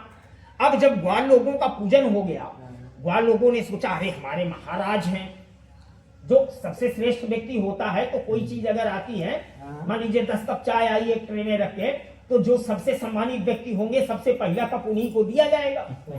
तो उन ग्वाल लोगों ने भी कहा को अभी सबसे पहले महाराज को प्रसाद देंगे। बढ़िया सा प्रसाद लगाया उन्होंने। प्रसाद लगा करके महाराज के पास गए, बोले महाराज जी भगवान नारायण का प्रसाद। अब राजा का प्रसाद खाने का मन था नहीं, लेकिन एक संकोच भी होता है। राजा ने कहा हाँ ठीक है, लाइए, ले लिए और उसको ऐसे करके रख दिए। उन सारे ग्वाल लोगों ने सभी भाई बंधुओं के साथ मिल बांट के अपना प्रसाद खाया, अपने अपने घर चले गए। अब राजा विचार करता है उस प्रसाद को रखने के बाद में कि ये ग्वाल लोगों का प्रसाद हमको नहीं खाना चाहिए, हम राजा हैं और ये हमारा मित्र है ऊपर जो बैठा हुआ है, तो जो हम नहीं खा सकते वो हम अपने मित्र को नहीं खिला सकते। भाई जो आप नहीं खा सकते वो चीज हमें कैसे दे देंगे खाने के लिए, है ना। तो राजा का भाव अपनी जगह, इस बात को लेके ये भाव राजा का अपनी जगह बिल्कुल सही है कि जो हम नहीं खा सकते वो हम अपने मित्र को नहीं खिला सकते। अब राजा का भाव अपनी जगह इस बात पे सही है, लेकिन अब वो प्रेत क्या सोच रहा है ऊपर बैठ के, ये तो राजा साहब हैं, इनको तो भूख है नहीं। अगर भूख होती चलो आप खा लेते, जहां इतने दिन से भूखे हैं थोड़े और भूखे रह लेते, जब घर पहुंचते तब खा लेते। लेकिन तुम खा भी नहीं रहे हो और तुमको ये भी पता है कि तुम्हारा मित्र ऊपर बैठा हुआ है, कई दिन का भूखा है, तुम दे भी नहीं रहे हो। हाँ, उसको भी नहीं दे रहे हो। अब जब दे नहीं रहे हो, अभी तो हम तुम्हारे घर भी नहीं पहुंचे, जब घर पहुंचेंगे तब तो आप और पावरफुल हो जाएंगे, तो आप हमारे साथ अच्छा बिहेवियर बर्ताव व्यवहार नहीं कर रहे हैं। इस वजह से हमको लगता है ये हमारी तुम्हारी मित्रता ज्यादा दिन चलने वाली नहीं है। यही सारा सब कुछ सोचते सोचते कि तुम अभी खाने के लिए नहीं दे रहे हो तो घर में का दोगे भाई, यही सब सोचते सोचते उस प्रेत को गुस्सा आ जाता है। और भैया जब किसी को गुस्सा आता है तो 5 मिनट वाला काम 2 ही मिनट में हो जाता है, होता है ना। 5 मिनट वाला काम 2 ही मिनट में हो जाता। किसी से अगर काम जल्दी कराना हो तो गुस्सा दिला दीजिए, अगर खाना आना जल्दी बनवाना हो तो गुस्सा दिला दीजिए, फिर खड़ा कर बन जाएगा। तो ऐसे प्रेत को गुस्सा आ गया, और जब प्रेत को गुस्सा आया तो उस बरगद के पेड़ से उतर करके एक झटके में गुस्से में आया, और आ करके उसने फिर राजा से पूछा भी नहीं कि हम इसको खाएं कि न खाएं, उठाया और खा गया। राजा को ये भी मना करने का मौका ही नहीं मिला। और आप जानते हैं जब किसी का बहुत पाप कर्म होता है तब प्रेत की योनि मिलती है। अब भगवान नारायण का प्रसाद खाने की वजह से उस प्रेत का जितना पाप कर्म था सारा पाप कर्म समाप्त हो गया, और आकाश से विमान आ गया, और वो प्रेत उस विमान पर बैठ करके स्वर्ग में चला गया। अब राजा साहब अपने घर पहुंचे तो क्या देखते हैं, तस्य पुत्रम सतम नष्टम, 100 पुत्र थे, एक साथ एक समय पे मृत्यु को प्राप्त हो गए। अब राजा के यहाँ बड़े बड़े एक से एक ज्योतिषाचार्य विद्वान, राजा ने सबको बुलवाया, कहने लगे ये बताओ हमारे सभी पुत्र एक समय में मृत्यु को प्राप्त हो गए, एक नहीं बचा, कैसे हो गया, इसका कारण बताओ। अब उन विद्वानों ने, उन मनीषियों ने अपना गणित करनी शुरू की। इसके बाद में उन्होंने एक निष्कर्ष लिया विद्वानों ने, कहने लगे महाराज ये किसी श्राप के कारण हुआ है या किसी दैवीय प्रकोप के कारण हुआ है। राजा ने उन विद्वानों से कहा कि तुम कह तो रहे हो लेकिन ये बात सिद्ध कैसे होती है भाई। उन विद्वानों ने कहा महाराज ये सिद्ध इस वजह से होती है कि अगर इनको कोई रोग होता तो सबके मरने का समय अलग अलग होता। भाई कोई सुबह मरता, कोई दोपहर को मरता, कोई शाम को मरता, कोई रात को मरता, कोई आज मरता, कोई कल मरता, कोई परसों मरता, भले सब मर जाते लेकिन सबके मरने का समय अलग अलग होता। एक समय में सबकी मृत्यु ये निश्चित करती है कि किसी से आपके कारण हुआ। उन विद्वानों ने कहा महाराज अच्छा आप बताओ आप कहाँ गए थे। उन विद्वानों ने राजा से प्रश्न कर दिया है बताओ आप कहाँ गए थे। अब राजा ने पूरा घटनाक्रम बताया। उन विद्वानों ने राजा को निर्णय दिए, कहने लगे महाराज अतस्तत्रैव गच्छामि, गच्छामि माने जाना, अतस्तत्रैव गच्छामि यत्र देवस्य पूजनम, अरे आप वहीं जाए जहां उस देवता का पूजन होता था। अब ग्वाल लोगों को बुलाया गया, फटाफट 2 मिनट में तैयारी हो गई। ग्वाल लोगों के सहित राजा ने उसी वट वृक्ष के नीचे भगवान नारायण के पूजन को किया। पंचामृत बनाया गया। पंचामृत में देखिए 5 चीजें मिलती हैं, दूध, दही, घी, शहद और शक्कर। ये 5 अमृत तुल्य चीजें होती, इस वजह से इसको पंचामृत बोलते हैं। पंच अमृत, दूध, दही, घी, शहद और शक्कर, ये 5 चीजें मिलके पंचामृत बनता है। कहाँ जाओ। और चरणामृत क्या होता है? चरणामृत होता है जब हम भगवान को धुलते हैं, उनका चरण धुलते हैं तो वो चरणामृत होता है। तो 5 चीजें मिला के पंचामृत बनाया गया मंत्रों से अभिमंत्रित करके। और जिस बालक को पिला दिया जाता वो बालक इस प्रकार से उठ करके बैठ जाता जैसे अभी सो करके जग रहा हो। इस तरीके से राजा के सभी पुत्र पुनः जीवित हो गए। अब राजा जब तक इस पृथ्वी में रहे तब तक अनेक प्रकार के सुख भोगते रहे। अंत में अवसरों को दुर्लभ और त्रिगुण से परे अर्थात वैकुंठ लोक हो गए। अब नारद जी एक नया प्रश्न करते हैं श्री भगवान से। नारद जी कहने लगे महाराज अब आप ये बताओ जिन जिन लोगों ने भगवान सत्यनारायण की इस व्रत को किया तो जब उनके दोबारा जन्म हुए कहां हुए? श्री भगवान बताने लगे। नारद जी कहने लगे महाबुद्धिमान जो सतानंद नाम के ब्राह्मण थे काशी में, वो दूसरे जन्म में सुदामा नाम के ब्राह्मण हुए हैं जिन्होंने भगवान श्री कृष्ण जी का साथ करके मोक्ष प्राप्त कर लिया। मोक्ष प्राप्त करने का मतलब होता है आवागमन के बंधन से मुक्त हो जाना। और स्वर्ग का मतलब होता है जब तक हमारा पुण्य है तब तक हम स्वर्ग में रहेंगे, और जब हमारा पुण्य खत्म हो गया तो पुनः मृत्यु लोक में भेज दिए जाएंगे। नरक के विषय में आप जानते हैं। लकड़ी का बोझ होने वाला जो लकड़हारा था वो दूसरे जन्म में राजा गुह हुए, निषाद राज केवट, जिन्होंने भगवान श्री राम जी के चरण धुल करके यही प्रयागराज के पास में गंगा जी के आर पार करके मोक्ष प्राप्त कर लिया। अरे जिसको चरण घूमने के लिए मिल जाए उसकी तो 21 पीढ़ियां। तुंगध्वज महाराज को उल्कामुख नाम के राजा जिन्होंने भद्रशिला नाम की नदी के किनारे में भगवान नारायण का पूजन किया था, दूसरे जन्म में राजा दशरथ नाम के राजा हुए जिन्होंने भगवान शिव जी की पूजा करके वैकुंठ धाम प्राप्त किया। साधु बनिया दूसरे जन्म में मोरध्वज नाम के राजा हुए। ऐसे सत्यवान राजा कि एक बार भगवान ने परीक्षा करनी चाहिए राजा मोरध्वज की। भगवान ने स्वयं में भगवान जब भी कभी किसी से मांगने गए हैं तो ब्राह्मण के वेश में गए हैं, चाहे कर्ण से कवच कुंडल मांगे हो या राजा बलि से 3-3.5 पग पृथ्वी मांगी हो, हमेशा ब्राह्मण के वेश में ही गए। यहाँ भी राजा मोरध्वज के यहाँ जब परीक्षा करने जाते हैं भगवान, तो परीक्षा करने की बाकी कोई मतलब नहीं। वो बउआ को देखो।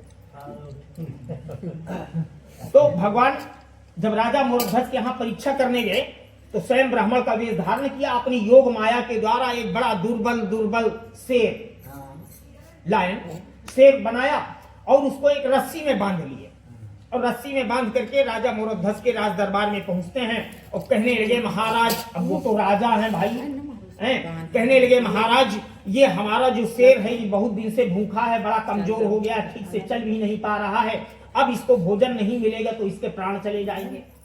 भाई कई दिन चलेगा ये बिना भोजन के। राजा ने कहा अरे ब्राह्मण देवता, वो तो राजा थे, उनके पास कौन सी कमी थी।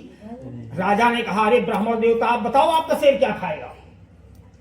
अब ब्राह्मण रूपधारी भगवान ने कहा कि ये जो हमारा शेर है तुम्हारे पुत्र को खाएगा, एक ही पुत्र था राजा के। अब राज दरबार लगा हुआ था, राजा ने कहा ब्राह्मण बताओ ब्राह्मण देवता क्या खाएगा आपका शेर। ब्राह्मण ने कहा नहीं ये तुम्हारे पुत्र को खाएगा। राजा ने कहा हाँ ठीक है ब्राह्मण देवता, हम अपना पुत्र दे देंगे आपके शेर को खाने के लिए। भगवान ने सोचा ये तो बड़ा सीधा मामला हो गया है, कहीं मामला कुछ तेज फंसे ही नहीं। तो ब्राह्मण रूपधारी भगवान ने कहा अरे महाराज आप तो कह रहे हैं कि हम दे देंगे अपना पुत्र, लेकिन मान लीजिए महारानी का अधिकार, भाई माँ का अधिकार ज्यादा होता है पुत्र के ऊपर, मान लीजिए रानी कह दे हम अपना पुत्र न देंगे, तब मामला गड़बड़ हो जाएगा। अब महारानी को बुलाया गया, महारानी ने कहा नहीं मुझसे पूछने की कोई जरूरत नहीं है, मेरे पति परमेश्वर हैं, इन्होंने जो कह दिया वो कह दिया, मैं तो इनकी अनुगामिनी हूँ, मतलब इस जिस रास्ते से जाते हैं उस रास्ते के पीछे पीछे अनुकरण करना मैं जानती हूँ, मैं इनके पीछे पीछे चलना जानती हूँ, जो कह दिए वो कह दिए। भगवान ने सोचा यहाँ भी मामला बड़ा सीधा हो गया। बोले एक बात है महाराज, बताइए। बोले कहने लगे मान लीजिए जिसको अपना शरीर देना है वो बालक कह दे हम अपना शरीर न देंगे शेर को खाने के लिए, तब अब बालक को बुलाया गया, बालक से बताया गया। बालक ने कहा पिता की आज्ञा सर्वोपरि है, मतलब इस संसार में सबसे ऊपर है, पिता ने जो कह दिया हम अपना शरीर दे देंगे शेर को खाने के लिए। अरे माता पिता से तो ये हमको शरीर मिला है, कौन सी बड़ी बात। भगवान ने सोचा है भी मामला गड़बड़ हो गया, बड़ा सीधा।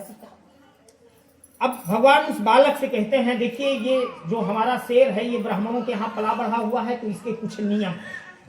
बालक ने कहा बताइए ब्राह्मण देवता क्या नियम है आपके शेर के। कहने लगे हमारे शेर के नियम ये हैं कि ये हमारा जो शेर है इसी वजह से इसको भोजन मिलता नहीं है, ये मनुष्य का केवल दाहिना हिस्सा खाता है, बायां वाला नहीं खाता है, इसलिए तुमको आरा रख करके लकड़ी की तरीके से बीच से काटा जाएगा, तो ये दाहिना वाला हिस्सा खा लेगा, बायां वाला नहीं खाएगा। और उसमें शर्त यह है कि जिस समय काटा जाए तो काटने में आंख में आंसू नहीं आना चाहिए, अगर आंसू आ गया तो वो कष्ट के द्वारा दिया हुआ भोजन हो गया, कष्ट के द्वारा दिया हुआ भोजन हमारा शेर खाता नहीं है। बालक ने कहा ब्राह्मण देवता आपके शेर को दाहिने हिस्से से मतलब है। बोले हाँ दाहिने से मतलब है। बालक ने कहा बाएं से कोई लेना देना मतलब तो नहीं है। बोले ना कोई मतलब नहीं है, सिर्फ हमारा शेर खाएगा ही नहीं। अब जैसे ऐसे करके आरा रखा गया तो बालक के बाएं आंख में आंसू आ गया। अब जैसे बाएं आंख में आंसू आया तो वहां कोई काटना थोड़ी था। अब जैसे आंसू आ गया तो ब्राह्मण रूपधारी भगवान ने कहा बस अब काटना मत, हमारा शेर नहीं खाएगा। अब बालक ने कहा अरे ब्राह्मण देवता आपका शेर क्यों नहीं खाएगा। तो परीक्षा है। अरे दाहिने हिस्से को आपने कहा खाएगा तो दाहिने आंख में आंसू थोड़ी आया है, तो बाई में है, आंसू तो बाएं में आया है। अब बालक ने प्रश्न कर दिया, कहने लगे आप जानते हो बाएं आंख में आंसू क्यों आया। ब्राह्मण रूपधारी भगवान ने उस बालक से पूछा हाँ बताओ क्यों आया। कहें इसको कटने का या नष्ट होने का कोई तकलीफ नहीं हो रहा है, इसको दर्द और तकलीफ इस बात की हो रही है कि दाहिना हिस्सा तो कम से कम शेर खा लेगा, परोपकार में लग जाएगा, लेकिन ये बायां वाला इतना बेकार बना दिया गया है, इतना पतित बना दिया गया है, इतना नीच बना दिया गया है, इसको एक शेर भी नहीं खा रहा। तो इसको अपने ऊपर में आत्मग्लानि हो रही है, इस वजह से इस पे आंसू आया है, और बाकी कटने नष्ट होने के लिए आंसू नहीं आया। भगवान ने कहा तुम्हारा धर्म सत्य है, परीक्षा कर रही है कि कोई मतलब नहीं है। तुंगध्वज महाराज जो अभी इसी अध्याय में थे, वो दूसरे जन्म में स्वयंभू मनु नाम के राजा हुए, जिन्होंने भगवान से ही संबंधित कार्य करके वैकुंठ धाम प्राप्त किया। जो ग्वाल लोग थे ना, वो ग्वाल लोग दूसरे जन्म में ब्रजमंडल वासी हुए, मतलब ब्रज भूमि मथुरा में जन्म लेकर के भगवान श्री कृष्ण के ग्वाल बाल सखा आदि के रूप में रह करके अंत में सब गोलोक धाम को पधारे। इति श्री स्कंदे पुराणे रेवखंडे सत्यनारायण प्रकथायां पंचमोध्याय वृंदावन विहारी लाल की हवन व्यवस्था। चलो वहीं चलना पड़ेगा।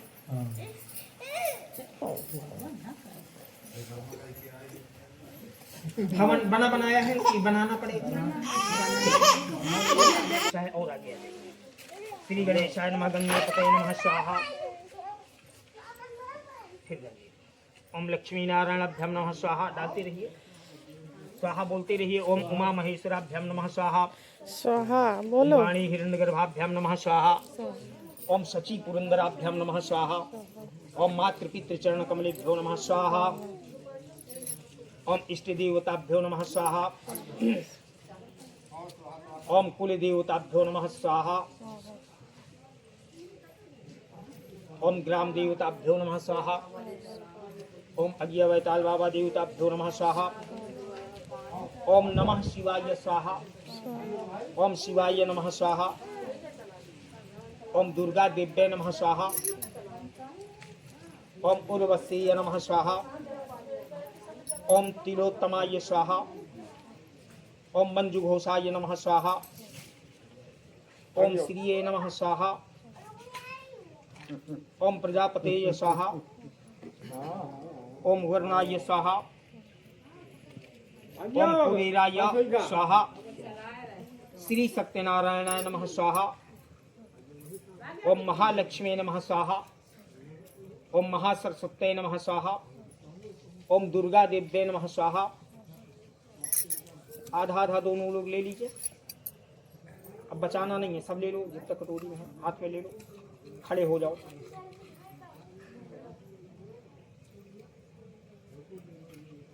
ओम खड़े हो, खड़े हो। ओम हरि ओम पूर्णम देवी प्राप सुपूर्णा पुनरापत श्री विकिरा वह इसमुद्गुण सुकृतः स्वाहा। बस कटोरी ले लो। आचमनीयम पूर्वाचमनीयम प्रत्याचमनीयम।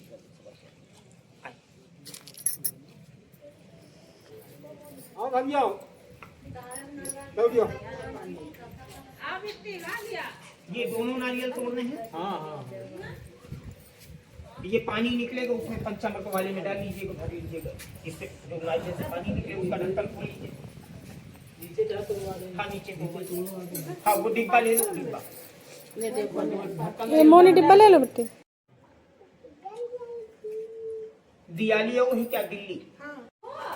जब ये खत्म होने लगे तो ये टुकड़ा दोनों लोग थाली पकड़िए, हाथ कीजिए, झुक के आरती करेंगे, झुक के ऐसे।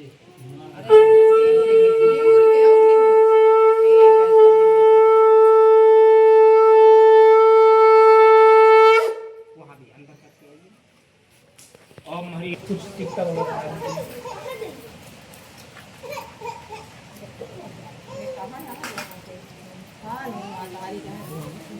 बेटी सबको दे दो।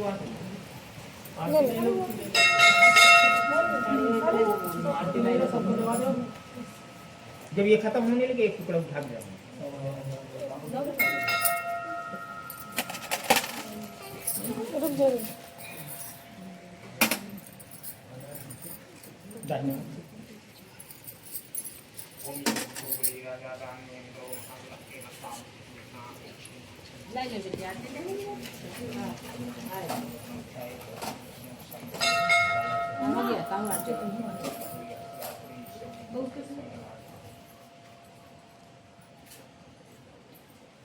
आप हमको लगता है हमारे घर नहीं गए हैं, प्रेम पंडित जी के यहाँ गए थे। हाँ अच्छा हाँ नहीं हम डॉक्टर साहब के बड़े वाले लोग, हम यही पूजा वाला काम करी थी। भागवत कथा, आर्गन वगैरह, पैड वगैरह, ढोलक तबला से पूरा सब कुछ भागवत कथा भी करते हैं। पूजा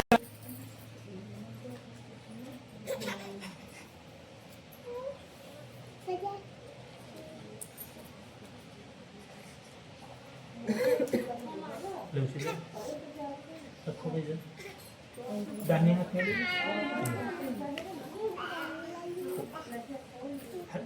ये इनके विवाह की कथा है। हाँ हरिओम विष्णु विष्णु नमः परमात्मने श्री पुराणे पुरुषोत्तमाय ब्रह्मो द्वितीय प्रार्धे श्री श्वेत वाराह कल्पे वैवस्वतमंत्रे अष्टाविंशतितमे कलियुगे कलिप्रथम चरणे जम्बूद्वीपे भरतखंडे भारतवर्षांतर्गते पुण्यक्षेत्रे द्वाबा मध्ये फतेहपुर जनपदांतर्गते डुंडरा ग्रामांतर्गतेन अज्ञा बैताल बाबा नाम से स्व मंदिर प्रांगण स्थले सोनू कुमार नाम से सोनू कुमार नाम से विवाह उपरांत सपत्नीक सहित श्री सत्यनारायण व्रत कथा श्रवण उपरांत यथा संख्या यथा मात्रा हवन कर्म उपरांत यथाशक्ति इदम मुद्रायाम ब्राह्मणा दान महामिश्र दे। कहिए श्री कृष्ण अर्पण मस्तु।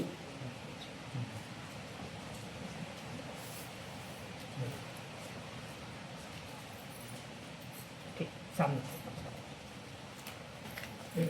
एक हाथ सिक्का इनको सांगीता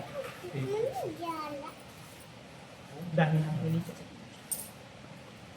इसे में अपना हाथ लगाइए नीचे इमा हाथ लगा। हरिओम विष्णु नमः सुकृष्ण प्रांत शुभ पुण्य फल प्राप्ति कामहम श्री सत्यनारायण व्रत कथा श्रवण पश्चात दानोपरांत सांगीता साक्षी करवाए तुभ्यम हम संप्रदे। फिर बोलेंगे श्री कृष्ण अर्पण मस्तु ओम सब। ठीक है, ये निकाल दें हमको भी ये पावित्र।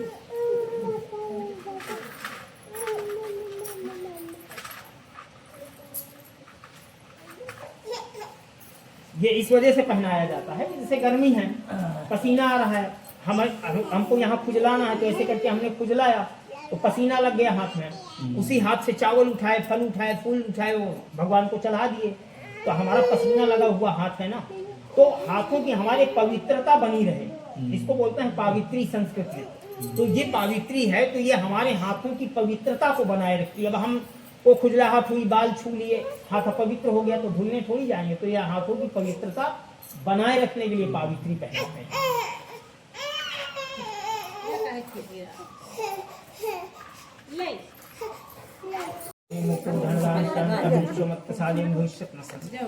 वो सिंदूर है क्या दीजिए, इनको तरीका बता दीजिए गौरी जी से कैसे सुहाग लेते हैं, फिर हम इनको बता देंगे। गौरी जी में चढ़वाइए, पहले 3 बार या 5 बार चढ़ाओ गौरी जी में। हाँ ठीक है। सिंदूरम शोभनम रक्तम सौभाग्यम सुखवर्धनम सुखदम कामदम से सिंदूरम प्रतिगृह्यता। बस अब 3 बार ऐसे ऐसे गौरी जी में करके 1 बार अपने लगा लीजिए।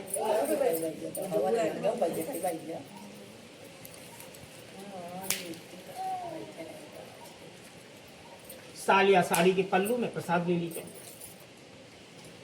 सर्वाबाधा विनिर्मुक्तो धनदान मत प्रसादेन भविष्य न संचय। दोनों लोग उठें, छुट्टी, प्रसाद खाएं। बेटी ये केला कटवा लो।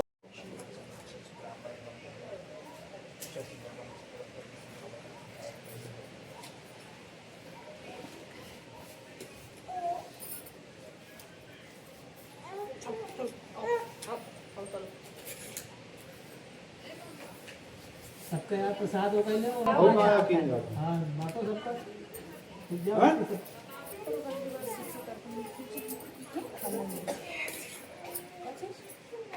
सर्वबाधा विनिर्मुक्तो धनदान